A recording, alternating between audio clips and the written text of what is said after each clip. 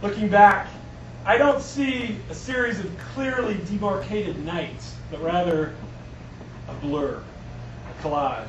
I see the pimpled faces of my friends, our bad haircuts and unfashionable clothes.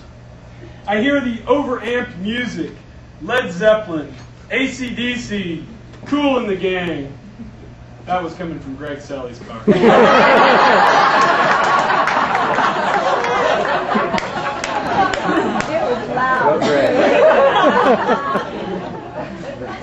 I smell the burned oil and rubber and gasoline and weed. Recall the sickly sweet taste of Copenhagen and Skull.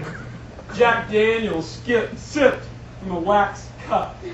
The sloppy kisses copped in cramped back seats. And the feel of tight jeans and no hat, even in the winter. And the stiff arms of my new leather jacket. I remember the roadside signs, McDonald's, Burger King, Pizza Hut, but also El Charro, Kirby's Western Store, OK Tire, Muddy Waters, El Matador. I remember the cars, especially the newer, faster ones with the space-age names, RX-7, 280Z, and the lovingly restored older models, 57 Chevy, 64 Mustang, 69 GTO.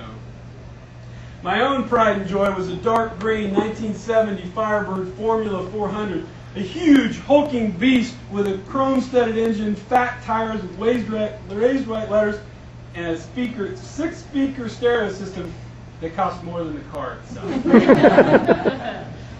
Most of all, though, I remember the talk. The ceaseless posturing and bragging and trying on of ideas, the feeble put-downs and bad jokes and misty-eyed confessions, the sputtering declarations of love. Like teenagers everywhere, we existed in a bizarre, fog-bound realm in which the present was at once insufferable and all-important. The past did not exist at all.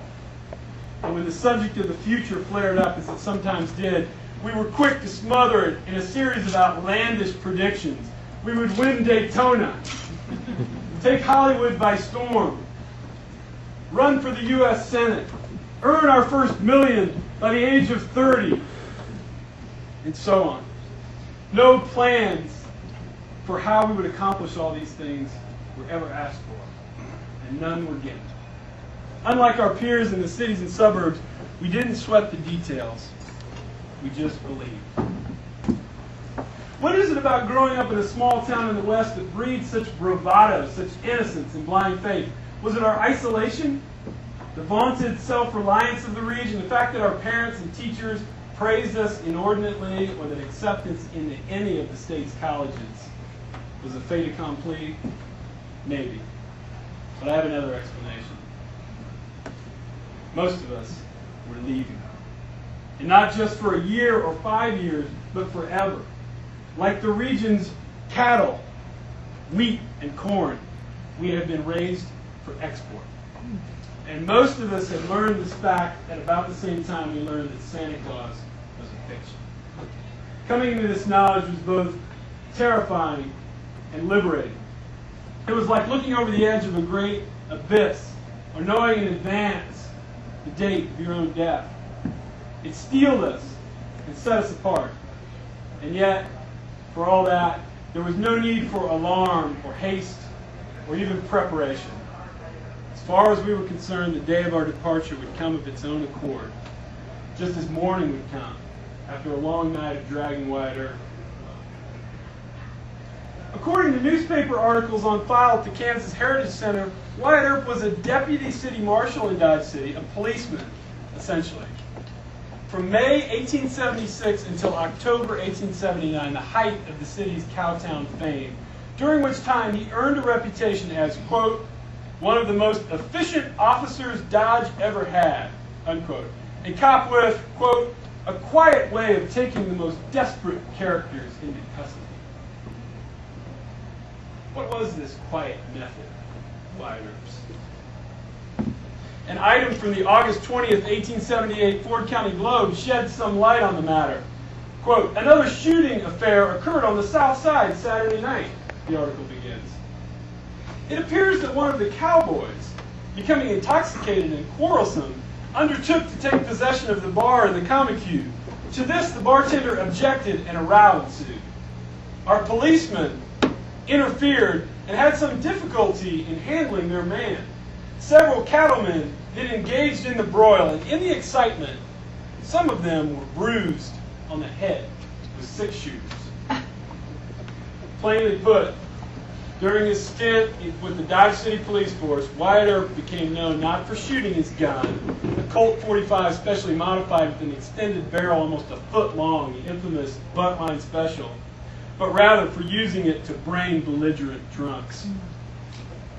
If some obstreperous cowboy resisted arrest, Earp told his biographer, a marshal could jerk his gun, bat him over the head, and end the argument. Earp had various names for this favorite ploy of his: manhandling, buffaloing, bending a 6-gun over a man's head. We moderns employ a different term: excessive force. But in Earp's day, it was thought that a cop who kept order without actually firing his gun was a very good cop indeed. Admired by those whose pockets he helped fill, hated by those whose skulls he bruised, Wyatt Earp was the greatest bouncer the West ever knew. Of all the nights I spent cruising the strip that bears Earp's name, only one stands apart from all the rest. It was a hot night the summer before my junior year of high school, and a friend and I had spent it at the South Drive-In, reclining in beach chairs and sipping on a 12-pack of smuggled-in Coors. I don't remember what movie played that night or if it was any good. I don't even recall how many beers I consumed or in what span of time I consumed them.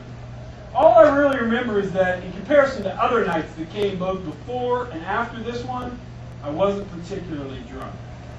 Certainly I had no business behind the wheel of a car, but that, like so many others, was a lesson I had yet to learn. The movie over, we tossed the beach chairs into the back of the Firebird and bounced out of the lunar landscape of the theater. Want to drag Wyatt Earp a few times? I asked. Yeah, why not? Answered my friend, who in years to come would earn a degree in nuclear engineering and circumnavigate the globe in a Cold War sub. We crossed the dry